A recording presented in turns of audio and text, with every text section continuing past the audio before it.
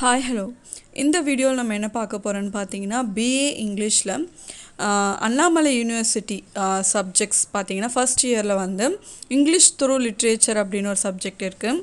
So அந்த சப்ஜெக்டில் இருக்க ஒரு 2 டாபிக்ஸ்க்கான வீடியோ தான் நான் இதுக்கப்புறம் நெக்ஸ்ட் போட போகிறேன். ஸோ இது வந்து கமெண்ட்டில் கேட்டதுனால நான் ஆல்ரெடி சொல்லியிருக்கேன், நான் பிஏ இங்கிலீஷ் திருவள்ளூர் யூனிவர்சிட்டிக்கான வீடியோஸ் தான் போட்டிருக்கேன். பட் ஆனாலுமே நீங்கள் கமெண்ட்டில் வந்து எனக்கு வேறு ஏதாவது எஸ்ஸே வேணும் அப்படின்னு நீங்கள் கேட்டிங்கன்னா அதுக்கு நான் கண்டிப்பாக ரெஸ்பாண்ட் பண்ணுவேன் அப்படின்னு சொல்லியிருந்தேன். ஸோ அதை நிரூபிக்கிற விதமாக தான் வந்து இப்போ கமெண்ட்டில் லேட்டஸ்ட்டாக வந்திருந்த ஒரு மெசேஜ் தான் அது. ஸோ அதுக்கான அவங்க கொடுத்துருந்த ஒரு 2 போயமுக்கும் அதுக்கான எஸ்ஸே கேட்டிருந்தாங்க வித் எக்ஸ்ப்ளனேஷனோட. ஸோ அதனால் இப்போ நான் அது போட்டிருக்கேன். ஸோ 2 போயம் கொடுத்துருந்தாங்க. இல்லை ஃபஸ்ட்டு போயம் என்னென்னு பார்த்தீங்கன்னா இந்த இங்கிலீஷ் த்ரூ லிட்ரேச்சர்ன்ற சப்ஜெக்டில் இருக்கக்கூடிய ஒரு poem elegy written in a country churchyard. இது யார் எழுதியிருக்கான்னு பார்த்தீங்கன்னா Thomas Gray. So as usual நான் எப்பயுமே எஸ்ஸே கொடுக்குற மாதிரி இன்ட்ரொடக்ஷன் டு கன்க்ளூஷன் வரைக்கும் ஒரு ப்ராப்பராக கொடுத்துருக்கேன். ஸோ இதில் சம்மரி எப்படி இருக்குன்னு பார்த்தீங்கன்னா ஸ்டான்ஸா வைஸ் இதில் வந்து ரொம்பவே இது பிக் போயம்ன்றதுனால ஸ்டான்ஸா வைஸ் உங்களுக்கு புரியணுன்றதுக்காக தனித்தனியாக வந்து ஆனால் ஷார்ட்டாக இருக்கும். ஒவ்வொரு ஸ்டான்ஸாகவும் ஷார்ட்டாக இருக்குது. பட் ஓவராலாக பார்க்கும்போது கொஞ்சம் பார்க்க பெருசாக தான் இருக்கும். ஏன்னா வந்து poem பெருசுன்றதுனால.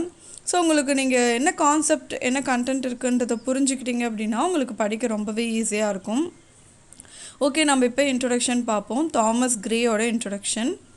Thomas Gray was an English poet, a letter writer, classical scholar and professor. He is widely known for his Elegy Written in a Country Churchyard, published in 1751. He was born in 26 December 1716 England. He was died in 30 July 1771 in England.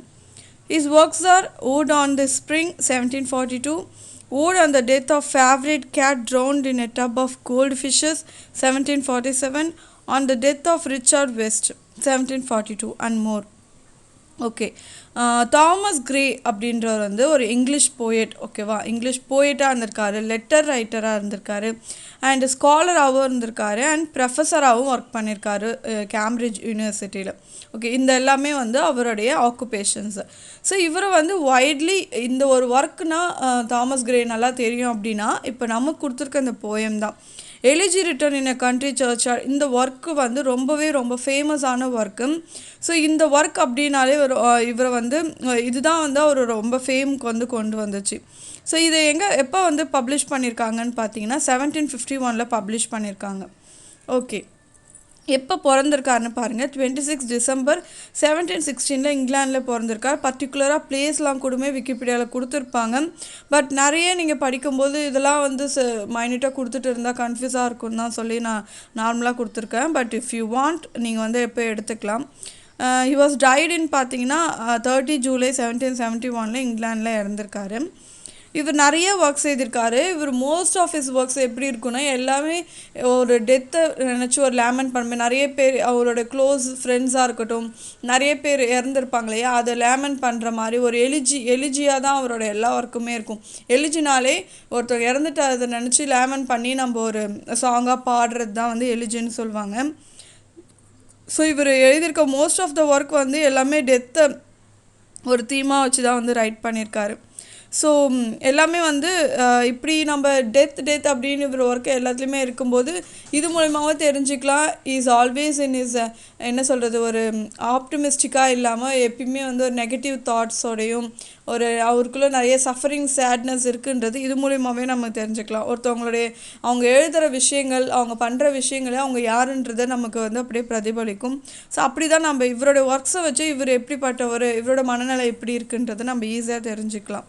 Okay, so கடைசியாக நான் சொன்னேன் இல்லையா அந்த death of Richard west அப்படின்ற work. So இந்த ஒர்க்கோட inspiration இதை முடித்து கொஞ்சம் வருஷத்தில் இந்த ஒர்க் எழுதியிருக்காரு. ஸோ இதோட இன்ஸ்பிரேஷனில் தான் வந்து இதை எழுதியிருப்பார் அப்படின்ற மாதிரி ஒரு தாட்டும் இருக்குது. ஓகே, அபவுட் த போயம் பார்ப்போம். Elegy Written in a Country Churchyard is a poem completed in 1750 and first published in 1751. This poem describes that it mourns the death not of a great or famous people but of common men.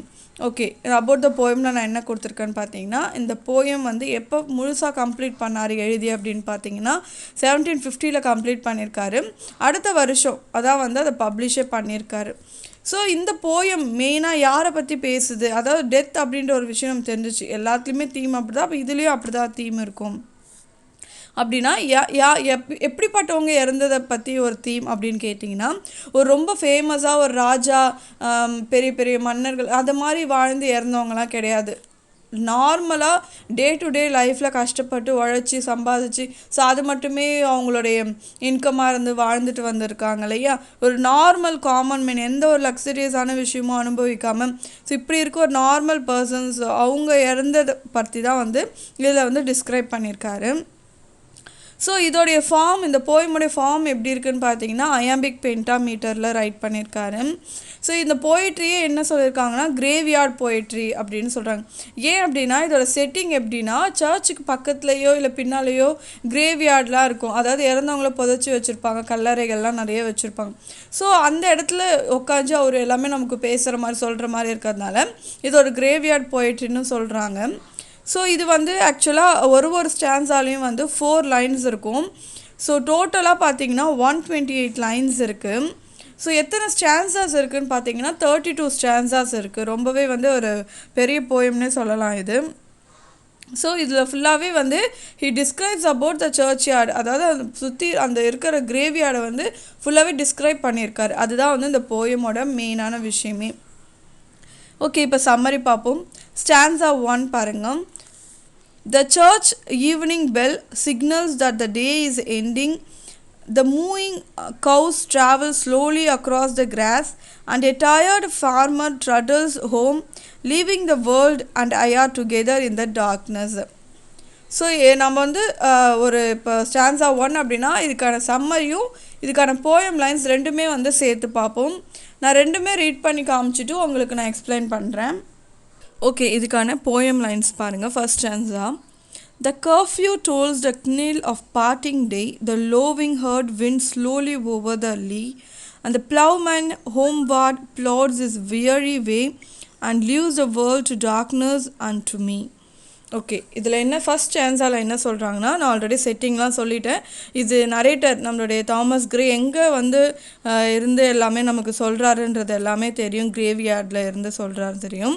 So இப்போ என்ன ஆகுதுன்னா, இந்த first ஸ்டான்ஸால் என்ன describe பண்ணுறாங்க அப்படின்னா, இப்போ வந்து evening ஆயிடுச்சு அப்படின்னு சொல்கிறாங்க. ஈவினிங் ஆனவுடனே அது ஈவினிங் அப்படின்றது முக்கியமாக நமக்கு சிம்பிள் நமக்கு சொல்கிறது எதுனா இந்த சர்ச் பெல். ஓகேவா, சர்ச் பெல் அடிக்குது. ஸோ அதுவே வந்து எதை குறிக்குது அப்படின்னா ஈவினிங் ஆகிடுச்சு, டார்க்னஸ் வரப்போகுது, அந்த டே வந்து எண்ட் ஆக போகுது அப்படின்ற ஒரு விஷயத்தை நமக்கு சொல்லுது.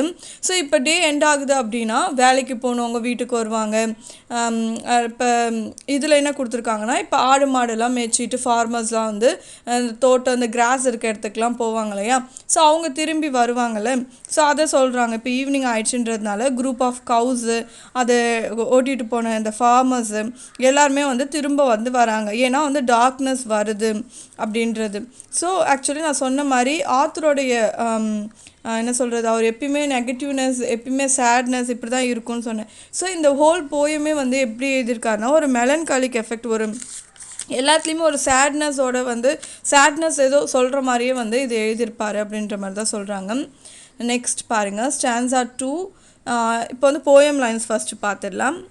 Now fades the glimmering landscape on the side, and all the air a solemn stillness holds, save where the beetle wheels is a droning flight, and drowsy tinklings full lull the distant falls. Okay, இந்த poem lines படிக்கவே வந்து ரொம்ப டிஃபிகல்ட்டாக இருக்குது. வேர்ட்ஸ்லாம் வந்து எல்லாமே டிஃப்ரெண்ட்டாக இருக்குது. Okay, stanza 2ஓட இந்த எக்ஸ்ப்ளனேஷன் பாருங்கள். Now the land around me is glowing in the sunset, but also fading away as I look at it. There's a seriousness, stillness hanging in the air apart from the buzz of a flying beetle and the tinkling of the sheep's bell, which is like their bedtime music. Okay, இதில் second ஸ்டான்ஸால் என்ன சொல்கிறாங்கன்னு பார்த்தீங்கன்னா, so அவர் இப்போ சுற்றி இருக்க, அவர் இப்போ கிரேவ்யார்டில் தான் இருக்கார். ஓகேவா, அது மட்டும் ஞாபகம் வச்சுக்கோங்களேன். ஸோ அந்த சுற்றி இருக்க லேண்ட் எல்லாமே ரொம்ப க்ளோ ஆகுது. இந்த ஈவினிங்கில் வந்து சன்செட் ஆகும்போது ஒரு மாதிரி like orange plus red yellow எல்லாமே கலந்த மாதிரி ஒரு க்ளோ தரும் இல்லையா. அது சன்செட் ஆகிற இடத்துல அந்த ஒரு க்ளோ வந்து எல்லா இடத்துலையும் இருக்குது அப்படின்னு சொல்கிறாரு. ஸோ திடீர்னு வந்து ஒரு மாதிரியான ஒரு சைலன்ஸ் வருது, அமைதியாக இருக்குது, காற்றுல வந்து ரொம்ப அமைதியாக இருக்குது. ஸோ அப்பப்போ வந்து என்ன சவுண்டு கேட்குது அப்படின்னு பார்த்தீங்கன்னா இந்த பீட்டில் இந்த வண்டோட அந்த பஸ்ஸிங் சவுண்டு அது போட்டுட்டு போகிற அந்த பஸ்ஸிங் சவுண்டு, அப்புறம் அந்த ஷீப் அதோட கழுத்தெல்லாம் பெல் கட்டி வச்சுருப்பாங்க இல்லையா, அது ஷேக் ஆகும்போது வர டிங்க்லிங் சவுண்டு, இதெல்லாமே இட்ஸ் லைக் ஒரு பெட் டைம் மியூசிக் மாதிரி இருக்குது அதெல்லாம் கேட்குறதுக்கு அப்படின்ற மாதிரி நம்ம ஆத்தர் சொல்கிறாரு. ஓகே, இப்போ ஸ்டான்ஸா 3 பாருங்கள். Save that from yonder ivy-mantled tower, the moping owl does to the moon complain of such as wandering near her secret burrow, molest our ancient solitary region. Okay, இப்போ stanza 3 ஓட explanation. The air is still apart from that tower over there, covered with ivy, where a sad owl is complaining to the moon about anything that wandering around her secret nest in the tower disturbs her long-standing lonely rule over the area. ஆக்சுவலாக stanza 3ல் வந்து ஒரு அவுல் இருக்குது, ஓகேவா, ஒரு chat அவுல் ஒன்று இருக்குது. அது வந்து ஒரு என்ன சொல்கிறது, அந்த ஆந்தை வந்து தனியாக இருக்குது, ஓகேவா. ஸோ அது யாருமே இது வரைக்கும் அந்த இடத்துக்கு வந்ததே கிடையாது. ஸோ திடீர்னு ஆத்தர் அங்கே வந்து உட்காந்துட்டு இருக்கிறதையும் அங்கே வந்து இருக்கிறதையும் பார்க்கும்போது இட்ஸ் லைக் அவராகவே ஃபீல் பண்ணுறாரு. என்னென்னா அந்த அவுல் வந்து என்ன பண்ணுதுன்னா மூன் கிட்ட வந்து கம்ப்ளைண்ட் பண்ணுற மாதிரி, இது மாதிரி இட்ஸ் லைக் ஒரு உமன் வந்து இருக்கிற இடத்துல ஒரு மென் வந்து இருக்கும்போது அதுக்கு எப்படி ஒரு அன்கம்ஃபர்டபுளாக ஃபீல் ஆகுதோ அந்த மாதிரி வந்து அந்த அவுல் வந்து கம்ப்ளைண்ட் பண்ணுற மாதிரி வந்து ஒரு விஷயம் வந்து சொல்கிறாரு. ஸோ அதை கம்ப்ளைண்ட் பண்ணுற மாதிரி இந்த விஷயம், அதாவது சுற்றி கிரேவியார்டில் என்னெல்லாம் இருக்குது, என்னெல்லாம் சுற்றி நடக்குதுன்ற எல்லா விஷயத்தையும் அவர் அப்சர்வ் பண்ணி அங்கே ஓரமாக சோகமாக ஒரு சேட் அவுல் இருக்குது, அது ஏன் சேடாக இருக்குன்னா இதுமாரி கம்ப்ளைண்ட் பண்ணுது, இது மாதிரி ஒருத்தர் இங்கே இருக்கார், அது மட்டுமே இருக்கிற இடத்துல இன்னொருத்தவங்க வந்தோடனே ஒரு விஷயம் அப்படின்ற மாதிரி அது எல்லாமே சொல்கிற மாதிரி வந்து அவர் எக்ஸ்பிளைன் பண்ணுறாரு.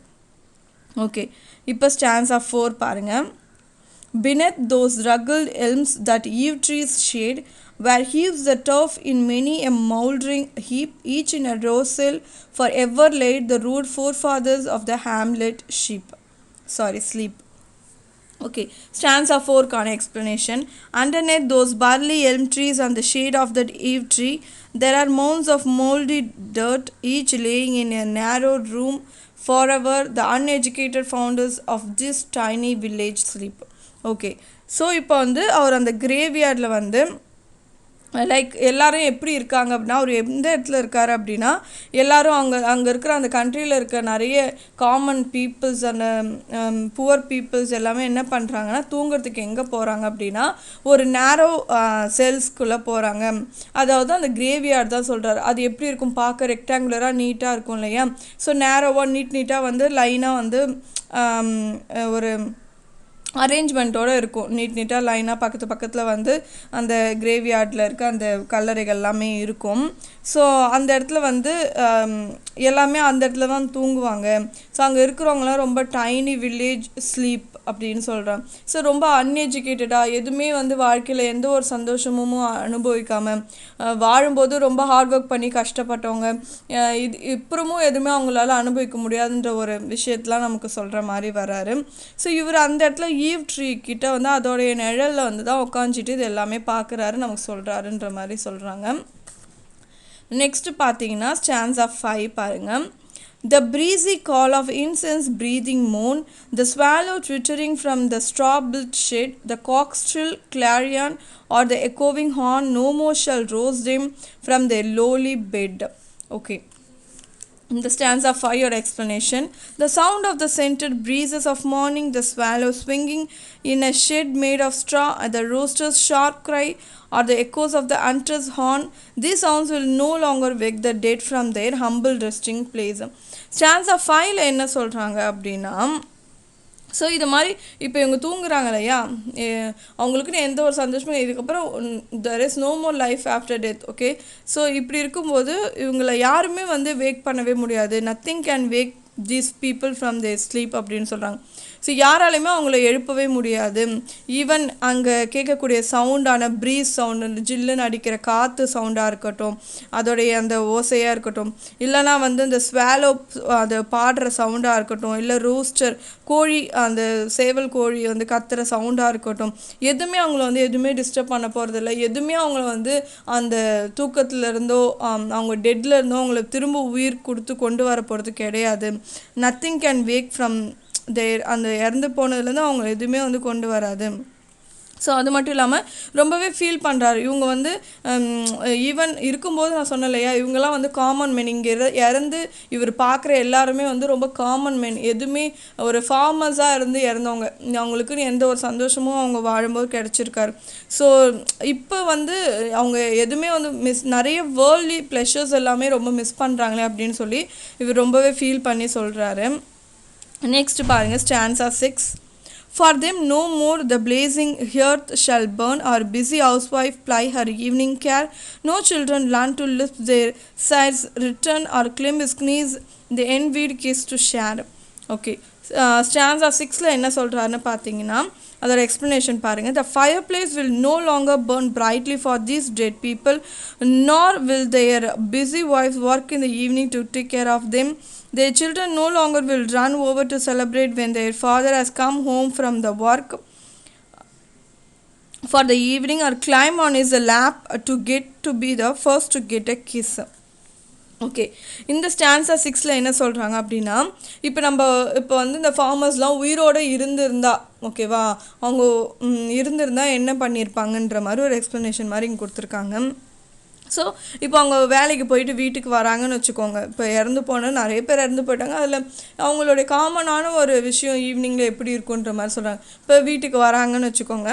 அப்போ வந்து வீட்டில் வந்து அந்த வார்ம் ஃபயர், ஏன்னா வெளியே குளிர் இருக்கிறதுனால வீட்டுக்குள்ளே வந்து சின்னதாக குகை மாதிரி செஞ்சு அந்த ஃபயர் பிளேஸ் ஒன்று வச்சுருப்பாங்க இல்லையா. ஸோ அந்த மாதிரி வார்ம் ஃபயர் இவங்களுக்குன்னு வந்து போட்டு வைக்கவே மாட்டாங்க. யாருமே அப்படி போட்டு வைக்கிறதுக்கு யாருமே கிடையாது. அது மட்டும் இல்லாமல் ஹஸ்பண்ட் வீட்டுக்கு வராரு அப்படின்னு சொல்லி ஒய்ஃப் வந்து அவசரமாக அவரை டேக் கேர் பண்ணிக்கணும்னு சொல்லி அவருக்கு விருப்பப்பட்டதை சமைச்சு வைக்கிறது, அவருக்கு ஆசைப்பட்டதை பண்ணுறதுக்கும் அப்படியும் வந்து எதுவுமே கிடையாது. ஸோ இவங்களுக்குன்னு இந்த மாதிரி எந்த ஒரு இதுவுமே கிடையாது.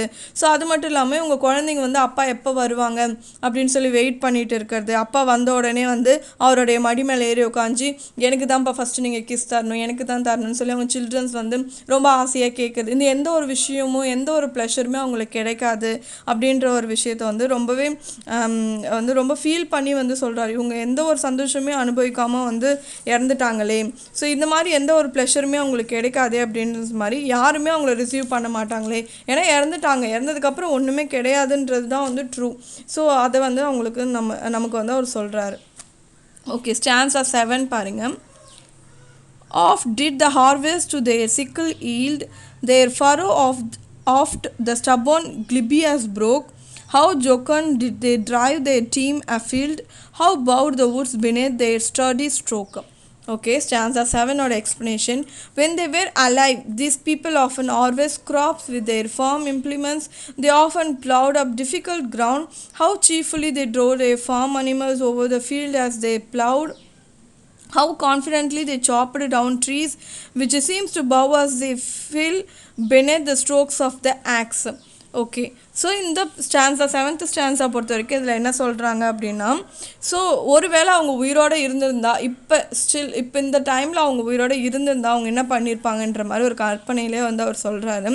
ஸோ என்ன பண்ணியிருப்பாங்க, அவங்களாம் எல்லாருமே ஃபார்மர்ஸ், காமன் மென் அப்படின்ற மாதிரி உழைச்சி தான் சம்பாதிச்சிருப்பாங்க.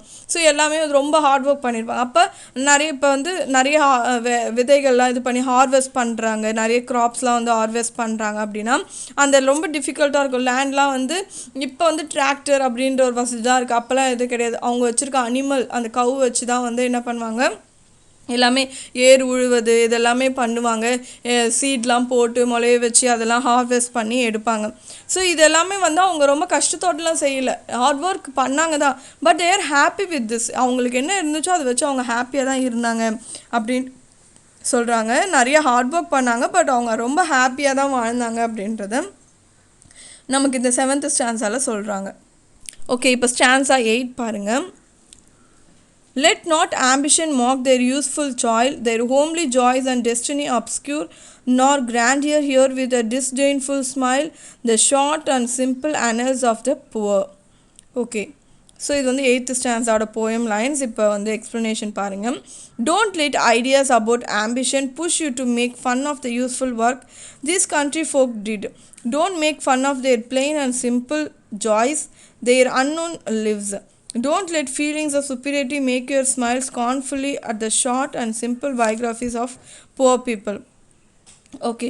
ஸோ இதில் என்ன சொல்கிறாங்கன்னு பார்த்தீங்கன்னா, ஒரு ஒரு காமன் மென் இருக்கிறாங்க அப்படின்னா, அவங்களுக்குன்னு எந்த ஒரு ரொம்ப பெரிய லக்ஸரியஸாக வாழணும், ரொம்ப ஒரு பெரிய ஆம்பிஷனும், இந்த பதவியில் இருக்கணும், அந்த பதவியை பிடிக்கணும், இந்த பொசிஷனுக்கு வரணும் அப்படின்ற எந்த ஒரு ஆம்பிஷனுமே இருந்திருக்காரு. ஒரு நார்மலாக வந்து ஒரு ஒரு சிம்பிளாக ஒரு பிளெயினாக ஒரு லைஃப்பை வந்து லீட் பண்ணி, எந்த ஒரு சுப்பீரியாரிட்டியான ஒரு ஃபீலிங்ஸும் அவங்க மனசுக்குள்ளே கொண்டு வராமல், ரொம்ப அவங்களோட பயோகிராஃபியே கேட்டிங்கன்னா ரொம்ப ஷார்ட் அண்ட் சிம்பிளான ஒரு லைஃப்பை லீட் பண்ணிட்டு போயிட்டு இருப்பாங்க. ஸோ அந்த மாதிரி தான் வந்து காமன் மென்ஸ்லாம் இருப்பாங்க அப்படின்னு சொல்கிறாங்க. ஓகே, நெக்ஸ்ட் ஸ்டான்ஸா பாருங்க. Stanza 9. The boast of heraldry, the pomp of power, and all that beauty, all that wealth ever gave, awaits alike the inevitable, or the paths of glory lead but to the grave. Okay, so next என்ன சொல்ல, இது மாதிரி common peoples எதுக்குமே ஆசைப்பட மாட்டாங்க, அவங்க லைஃபே இப்படி தான் இருக்குன்ற மாதிரி சொன்னாங்க. ஸ்டான்ஸா 9ல் எக்ஸ்ப்ளனேஷன் பாருங்கள். The bragging implied by a rich family's coat of arms, the frills and traditions of the powerful, all the things that beauty and wealth can give someone, death waits for all these things, even the most glorious lives still end in death. Okay, so இந்த ஸ்டான்ஸால் என்ன explain பண்ணுறாங்கன்னு பார்த்தீங்கன்னா, போன ஸ்டான்ஸால் poor peoples எப்படி வாழ்ந்து எப்படி இறந்தாங்கன்னு சொன்னாங்க. So இதில் வந்து ஒரு ரிச் பீப்புளாக இருக்கிறவங்க, தே ஆர் ஃபுல் வித் என்ன சொல்கிறது, ரொம்ப பவர்ஃபுல்லாக இருந்திருப்பாங்க, ரொம்ப லக்ஸரியஸான லைஃப், ரொம்பவே வந்து நல்ல பொசிஷனில் இருப்பாங்க. அப்படி இருக்கிறவங்க வந்து என்ன சொல்கிறது, ரொம்ப பியூட்டியாகவும் ரொம்ப வெல்த்தாகவும் இருந்திருப்பாங்க.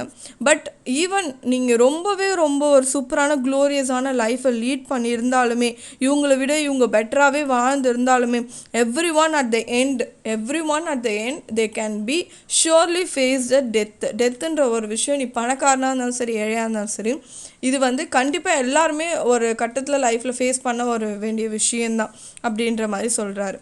ஓகே, ஸ்டான்ஸா 10 பாருங்கள். Nor you, ye proud, impute to this the fault, if memorial over their tomb no trophies raised, where through the long drawn assail and fretted wallet the pealing anthem spells a note of praise. Okay, stanza 10 not explanation. And you proud people, don't blame the poor if no memorials are erected on their graves as ornaments that outline their achievements in life, or if they don't have a tomb with a long hallway and a wallet ceiling illustrated with all their accomplishments echoing with the sounds of mourners singing the praises of the death. So என்ன சொல்கிறாங்க அப்படின்னா, இவர் பார்க்குறாரு அங்கே இருக்கிற கல்லறைகளில் இருக்கிற அந்த ஸ்டோன்ஸ்லாம் வச்சுருப்பாங்க இல்லையா, அந்த ஸ்டோனில் என்ன பண்ணியிருப்பாங்க, அவங்க பிறந்த நாள் கொடுத்துருப்பாங்க, இறந்தது, அவங்க லைஃப்பில் பண்ண அச்சீவ்மெண்ட்ஸு, ரொம்ப ரிச்சாக இருக்கிறவங்க என்ன பண்ணுவாங்கன்னா அவங்களுடைய ஃபோட்டோஸ் ரொம்ப கிராண்டியராக நிறைய என்ன சொல்கிறது, பார்க்கவே வந்து சூப்பராக வந்து அதை ரெடி பண்ணியிருப்பாங்க. ஸோ இந்த மாதிரி ரெண்டு விஷயமும் சொல்கிறேன், நிறைய ஃபேன்சி மோனுமெண்ட்ஸ்லாம் நிறைய வச்சுருப்பாங்க. ஸோ இந்த மாதிரிலாம் வைக்கிறது வந்து இங்கே முக்கியமே கிடையாது, these are all not important அப்படின்னு சொல்கிறாங்க. இதெல்லாமே வந்து எதுவுமே வந்து இறந்தவங்களை திரும்ப கொண்டு வர போகிறது கிடையாது. அது நார்மலாக இருந்தாலும் சரி, அது ரொம்ப சூப்பராக நீங்கள் பக்காவாக வந்து பர்ஃபெக்டாக ரெடி பண்ணி நீங்கள் சூப்பராக ஒரு கலரை கட்டியிருந்தாலும் சரி, இது ரெண்டுமே வந்து இது வந்து எதுவுமே ஒரு எந்த ஒரு விஷயத்தையும் திருப்பி கொண்டு வரது போகிறது கிடையாது அப்படின்ற மாதிரி வந்து சொல்கிறாங்க. ஓகே, இப்போ ஸ்டான்ஸா 11 பாருங்க. Can storied urn or animated bust back to its mansion called the fleeting beat? Can honest voice provoke the silent dust or flattery soothe the dull cold ear of death? Okay, stanza 11 or explanation. Can an urn decorated with events from the dead person's life or a lifelike sculpture of their head call the dead person's breath back into their body? Can honor bring their decaying body back to life? Can flattery convince death not to come for someone? So என்ன கேட்குறாங்க அப்படின்னா, so இந்த stanza பொறுத்த வரைக்கும் எல்லாமே கொஷினாக தான் கேட்டிருக்காங்க.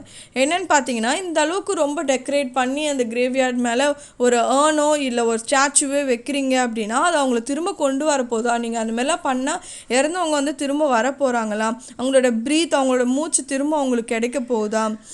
இது மாதிரிலாம் ஹானர் நிறைய வச்சு பண்ணுறதுனால அவங்க பாடி வந்து அந்த அழுகி போய் நிலைமையில ரொம்ப டிக்கேயான ஒரு அவங்களோட உடம்பு திரும்ப லைஃப்க்கு திரும்ப வந்து வரப்போதா? ஸோ எதுவுமே கிடையாது.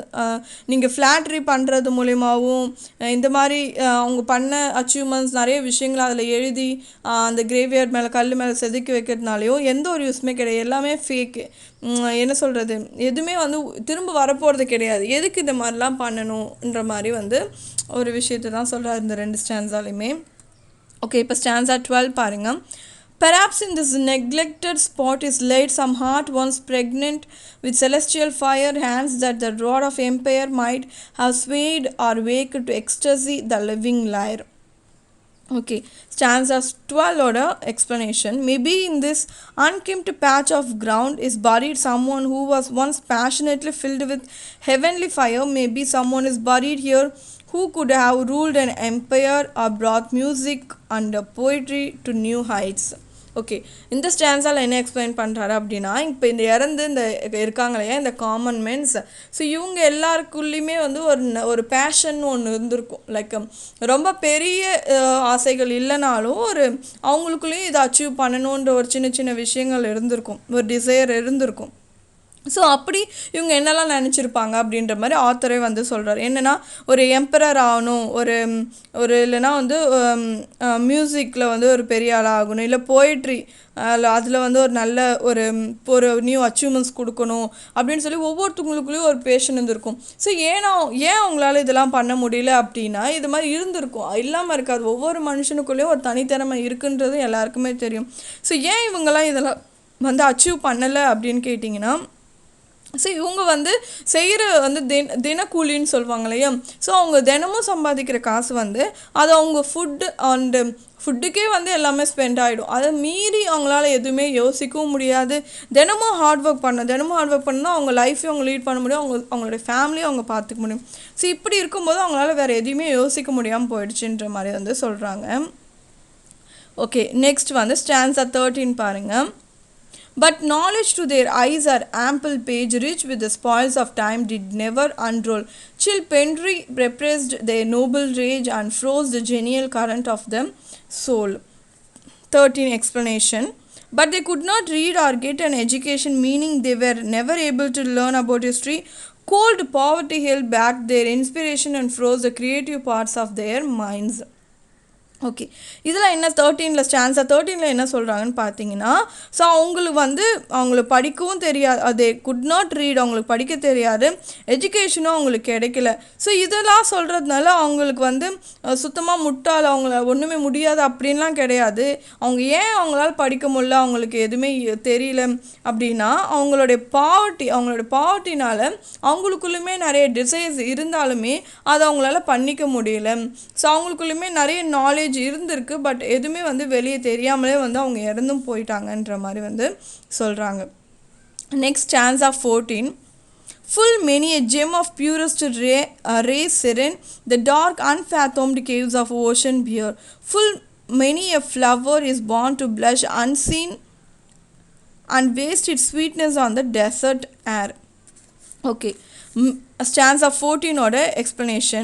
Many gems that give off the most beautiful light are buried in dark, unexplored caves in the ocean.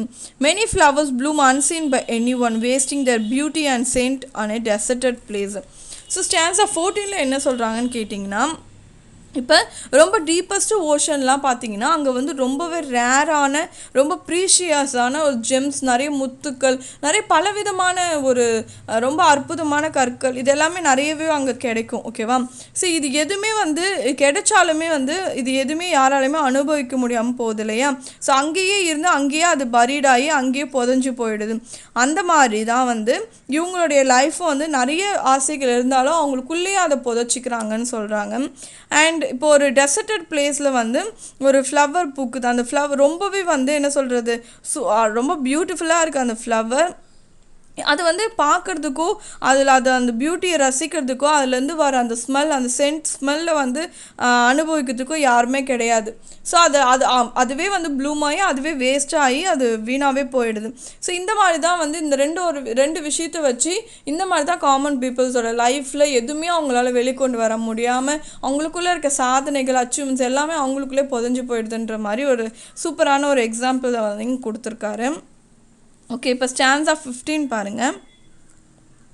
Some village Hampden that with dauntless breast the little tyrant of his fields withstood some mute inglorious Milton here may rest, some Cromwell guiltless of his country's blood. Okay, so stanza 15 or explanation. Some villager here could have been like politician John Hampden, who fought for the people's rights against an authoritarian king, except on much smaller scale, fearlessly standing up to the landlord who owned the fields he worked. Someone here might have been a silent, fameless John Milton, the renowned Renaissance poet who wrote Paradise Lost because he never learned to write. Someone could have been like the English dictator Oliver Cromwell, but because he was poor and powerless, he never had the chance to ruthlessly kill all the English people that Cromwell did. Okay, so என்ன சொல்கிறாங்க அப்படின்னா, இந்த poor peoples, இந்த பாவர்ட்டியில் இருந்த இந்த poor பீப்புள்ஸ்க்கு நிறைய வந்து அந்த வில்லேஜில் இருந்த நிறைய பேருக்கு நிறைய ஆசைகள் இருந்திருக்கும். ஸோ அவங்க மேபி அவங்க வந்து இருந்திருந்தாங்க அப்படின்னா ஒரு ஜான் ஹாம்டன் மாதிரியோ இல்லை ஜான் மில்டன் மேலேயோ அவரை மாதிரியோ இல்லை ஆலிவர் குரோம்வெல் மாதிரியோ வந்திருக்கலாம். இந்த 3 பேருமே வந்து அவங்கவுங்க லைஃப்பில் வந்து நிறையவே வந்து சாதிச்சிருக்காங்க. ஸோ இதெல்லாம் கேட்கணுமா, இதெல்லாம் தட்டி கேட்கணுமா, இதெல்லாம் தயங்கிட்டு இருந்த அந்த ஓல்டு ஏஜ் பீரியட்லேயே வந்து இவங்க 3 பேர் வந்து ரொம்பவே தைரியமாக வந்து எல்லாத்தையுமே ஃபேஸ் பண்ணியிருக்காங்க, நிறைய அச்சீவ்மே பண்ணியிருக்காங்க அப்படின்னு தான் சொல்கிறாங்க. ஸோ ஜான் மில்டன்றவர் நமக்கு எல்லாமே தெரியும். ஸோ ரொம்ப ஃபேமஸ் ரைட்டர், ரொம்ப வந்து என்ன சொல்கிறது ஸ்பிரிச்சுவலாக தான் இருக்குது இவரோட ரைட்டிங்ஸ் எல்லாமே. ஸோ பேரடைஸ் லாஸ்ட் அப்படின்ற ஒரு சூப்பரான ஒரு போயம் வந்து இவர் ரைட் பண்ணியிருக்காரு. அது மாதிரி ஜான் ஹாம்டன்ன்றவர் வந்து ஒரு கிங்கையே எதிர்த்து வந்து ஒரு போராடியிருக்காரு ஒரு மக்களுக்காக. ஸோ அது மட்டும் இல்லாமல் ஆலிவர் குரோம்வெல்லும் நிறைய இங்கிலீஷ் பீப்புளை வந்து மக்களுக்கு எதிராக இருந்தவங்களும் நிறைய பேரை வந்து கொன்னிருக்காரு. ஸோ அந்த மாதிரி ஒரு தைரியமும் இவங்களுக்குள்ளே இருந்திருக்கும். பட் இது எல்லாமே இந்த வில்லேஜ் பீப்புள்ஸ்குள்ளே மனசுக்குள்ளே இருந்து எல்லாருமே இப்படி இறந்துமே போயிட்டாங்க அப்படின்ற மாதிரி சொல்கிறாங்க. பாவர்ட்டின்ற ஒரு விஷயம் வந்து அவங்கள எதுவுமே வந்து அவங்க லைஃப்பில் சாதிக்க விடாமல் ரொம்பவே அவங்க எல்லாமே ரொம்ப லோவாகவே இறந்துட்டு போயிட்டாங்க அப்படின்ற மாதிரி நாய்ட்டர் ரொம்ப ஃபீல் பண்ணி வந்து சொல்கிறாரு இதை. நெக்ஸ்ட் பார்த்தீங்கன்னா stanza 16. The applause of listening senates to command, the threats of pain and ruin to despise, to scatter plenty over a smiling land and read their history in a nation's eyes. Okay, stanza 16 or explanation. The ability to have the Senate applaud you, the ability to scoff at the dangers of suffering and defeat, the chance to spread wealth throughout a happy country, the chance to live a life so influential that one's biography is reflected in an entire nation. Okay, so அதாவது அந்த common மென்குள்ளேயும் வந்து என்ன சொல்கிறது நிறைய என்ன சொல்கிறது அவங்க நினச்சதெல்லாம் பேசி ஒரு என்ன சொல்கிறது ஸ்பீச்சில் ஒரு சிறந்தவங்களாம் வந்து மற்றவங்கக்கிட்ட அப்ளாஸ் வாங்கிறது, மற்றவங்களுடைய கிளாப்ஸ் வந்து கிடைக்கிறது. ஸோ அதாவது அவங்க திறமையை வெளிப்படுத்தி மக்கள் அவங்கள புகழ்றது. ஸோ இது எல்லாமே வந்து அவங்களுக்கும் அந்த ஆசைகள் இருந்திருக்கும் இல்லையா. ஸோ நம்மளும் இப்படி ஒரு இதில் வந்து நம்ம நல்ல பேர் எடுக்கணும், நம்ம நிறைய சாதிக்கணும் அப்படின்றது இருக்கும். பட் அவங்க லைஃப் ஃபுல்லாகவுமே வந்து சஃபரிங்கும் டிஃபீட் பண்ணி அவங்க வாழ்ந்து இப்படியே வந்து அவங்க லைஃப் வந்து த்ரூ அவுட் எல்லாமே வந்து இப்படியே முடிஞ்சிடுச்சு அவங்க லைஃப் அப்படின்ற மாதிரி வந்து இது எல்லாமே அவங்களுடைய காமன் மென்னோட ஃபீலிங்ஸை வந்து இவர் வந்து எக்ஸ்பிளைன் பண்ணுற மாதிரி வந்து சொல்லியிருக்காங்க. ஓகே, ஸோ வீடியோ வந்து ரொம்ப லென்த்தாக போகிறதுனால இது வந்து பார்ட் 1 பார்ட் 2 வந்து இந்த வீடியோ நான் பிரிச்சிடுறேன். ஸோ இது வந்து பார்ட் 1 வீடியோவில் வந்து ஃபஸ்ட்டு 16 ஸ்டான்ஸாக வந்து நான் இதில் கொடுத்துருக்கேன். மீதி ரிமைனிங்லாம் வந்து நெக்ஸ்ட் வீடியோவில் போடுறேன். மறக்காமல் வந்து எல்லா வீடியோவுமே கண்டினியூஸாக பாருங்கள். ஸோ ஃப்ரெண்ட்ஸ்க்கு எல்லாருமே ஷேர் பண்ணுங்கள். தேங்க்யூ ஃபார் வாட்சிங் மை வீடியோ.